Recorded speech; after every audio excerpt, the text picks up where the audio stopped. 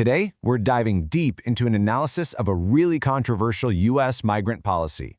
It's one that involves deporting people to a massive mega-prison in El Salvador. And, well, the sources we're digging into argue that this whole policy has some seriously troubling parallels to history. And this phrase right here, this is at the absolute heart of the analysis we're about to unpack.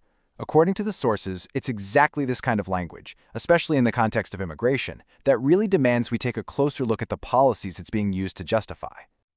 So, what are we looking at here? Is it a historical echo, or is it a uniquely modern crisis? The sources we're examining really frame this as the central question. They argue that to even begin to understand what's happening now, you've got to look at the past. So, let's start with the hard facts presented in the material. All right, Section 1, the facts on the ground. We're going to start with the three key pieces: the prison, the law, and of course, the money.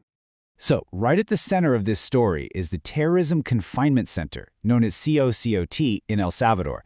This place is huge. It opened in early 2023 and can hold 40,000 inmates.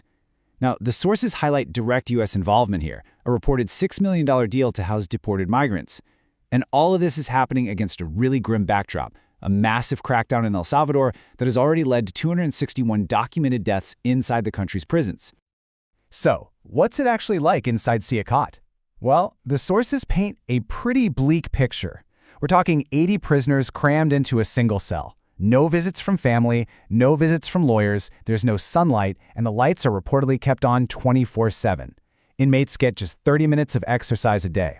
You know, it's these kinds of specific, harsh conditions that have led human rights groups to flat-out condemn the facility as torturous. And here's that number again, the one the source material really puts front and center: $6 million. That's the fee the U.S. government allegedly agreed to pay El Salvador to house migrants in facilities just like the one we saw. So you're probably wondering, how is this legally justified? Well, the analysis points to this piece of legislation, the Alien Enemies Act of 1798. I mean, this is a really old law. It was designed to give the president power over citizens of a hostile nation, but, and this is key, specifically during a time of declared war. And that right there is the crucial point. The sources really hammer this home. Historically, this act was only ever used during a formal, declared war. The analysis we're looking at seriously questions how it's being applied now, arguing that it's being used by labeling migrants as enemies in what's being called a theoretical war on gangs. Okay, Section 2, connecting the dots. So we have the prison and the law. How does all this get applied to actual people? Let's look at the evidence and the accused. To really get to the core of the argument, the source highlights the specific case of a man named Andre Hernandez Romero. The official justification for deporting him? Gang affiliation. But the reality, according to the source, is that he was a makeup artist and he was deported simply because of his tattoos, and the accusation came from a police officer who was later fired from his conduct.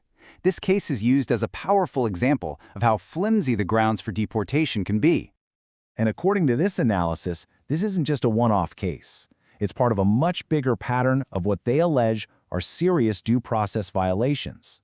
We're talking about deportations happening with no hearings, officials reportedly defying federal court orders, and a system that relies on really dubious claims.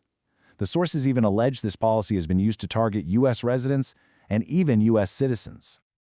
And to really drive this point home, the analysis quotes legal experts like David Beer from the Cato Institute. His take on it is completely unambiguous. He says, there's no authority in any U.S. law to deport U.S. citizens, and certainly not to imprison them in a foreign country. This really highlights the deep constitutional challenges at the very heart of this debate. All right, Section 3, a question of truth. So if these major legal challenges exist, how do these actions keep happening? Well, the analysis shifts focus to how these policies are presented to the public and shielded from any real scrutiny, using what the sources call propaganda and legal black holes. The source claims that any information about what's actually happening inside CECOT is incredibly tightly controlled. Independent monitors, not allowed in. So the only visuals that get released are described as basically choreographed propaganda. This makes it almost impossible for anyone to verify the real conditions and challenge the official story. And this brings us to a key concept from the analysis, the idea of a legal black hole. The argument is pretty simple. By sending detainees to an offshore prison in another country, they're put completely beyond the reach of U.S. courts, U.S. law, and any public accountability. they just disappear from the system. So, the analysis concludes that this whole outsourcing of punishment is a deliberate move to dodge moral scrutiny.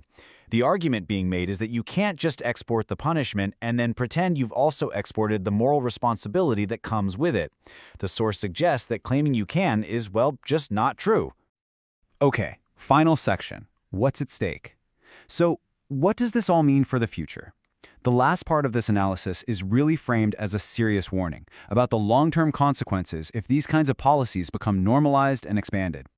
The source material actually lays out a potential path for how things could escalate. Step 1.